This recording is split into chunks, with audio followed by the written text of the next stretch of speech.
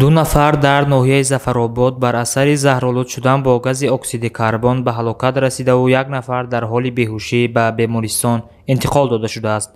бино ба гузориши навбатдори раёсати кумитаи ҳолатҳои фавқулода ва мудофиаи гражданӣ назди ҳукумати ҷумҳурии Тоҷикистон дар вилояти Суғд дар системаи қубурҳои интиқоли оби ташнобҳо садама рух додааст ва ин се нафар барои бартараф намудани паёмадҳои он вориди чоҳ шуданд.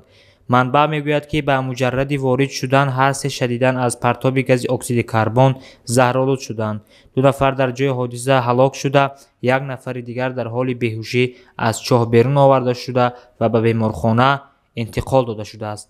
сабаби ҳодиса дақиқ нест. эҳтимол меравад ки ин се корманд бе либоси махсус ва омодагии қаблӣ ва риоя накардани қоидаҳои бехатарӣ ба ин фоҷиа рӯбарӯ шуда бошанд.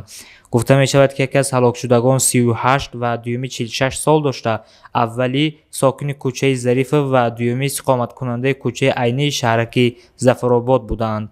сеюме ки айни замон дар бемористон бистарист ва табибон ҳоли ӯро вазнин арзёбӣ мекунанд, низ сокини кӯчаи Айнии шаҳраки Зафаробод будааст.